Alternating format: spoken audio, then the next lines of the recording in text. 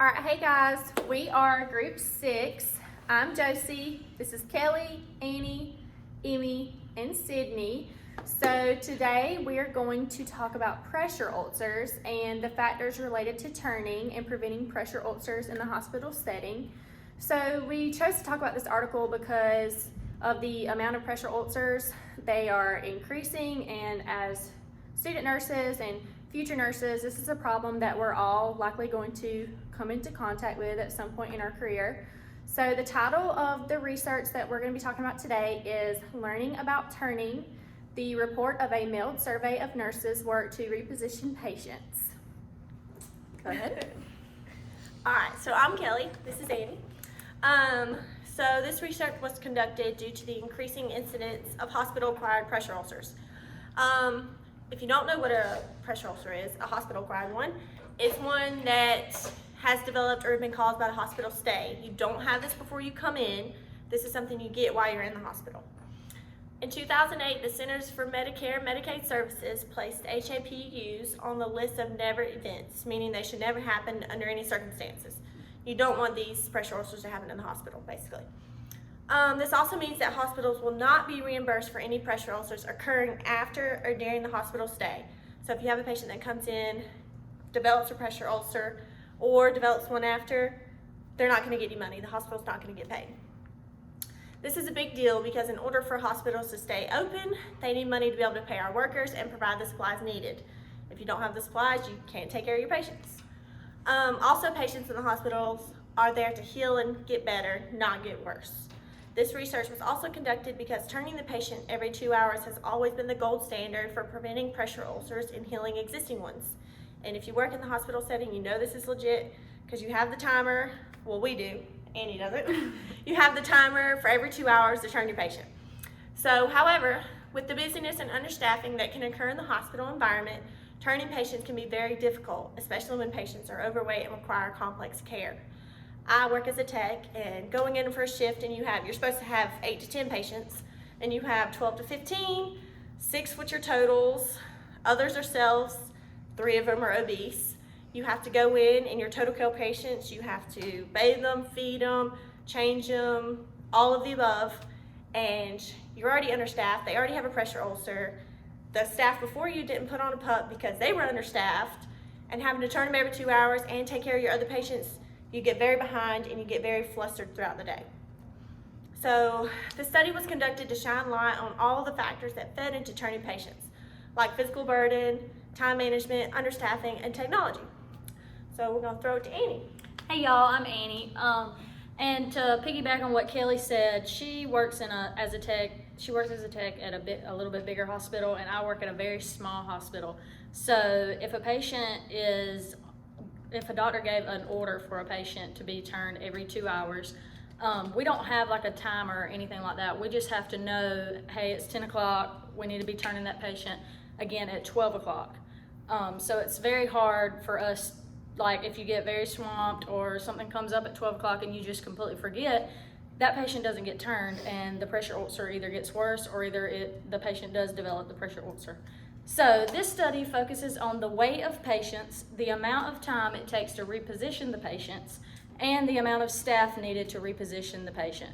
Sometimes if the patient is huge, the obese patients, they can get really big, and sometimes it takes up to like 5 people to turn these patients, and most of the time you don't have that kind of staff on the floor. This study found that it takes 2 times more staff and time to reposition patients that are 500 pounds versus the patients that are 200 pounds. 500 pounds, that sounds like, oh my gosh, I'll never see that, but it is actually pretty common. It also discusses how the complexity of care increases, like altered mental status, as the patient's weight increases, which also makes turning the patient even more difficult. The study also found that the amount of staff allocated to turn patients is consistently deficient. Nurses with enough coworkers are 2.6 times more likely to reposition their patients. Now I'm going to turn it over to Sydney. Hey, I'm Sydney. The significance of this research was to shine light on the silent factors of turning patients. And when I say silent factors, I'm referring to the factors that are not as visible as others. The factors that are not talked about, like the weight of the patients, the time it takes to turn the patients, and the difficulty care related to altered mental status and understaffing. Of course, it is important to turn patients to prevent pressure ulcers, but it is also important to make sure that you have enough staff to turn the patients. The pressure ulcer situation is not as simple as nurses being too busy or too lazy to turn their patients. This research was conducted to show that the underlying problem of the development of pressure ulcers has more to deal with understaffing and physical burdens than the simple act of turning the patients. And here's Amy. All right, hey guys, my name is Emily, and I'm going to be concluding this with our study. So in conclusion, this study that we researched supports the idea that staffing should not be solely based around the number of patients. So this is a situation that I usually face as a tech most times that I go into work. Like I go in and I know that I'm going to be busy. I know that I'm going to be stressed out. So in writing, in our policy, the maximum amount of patients that I am only supposed to care for is 12.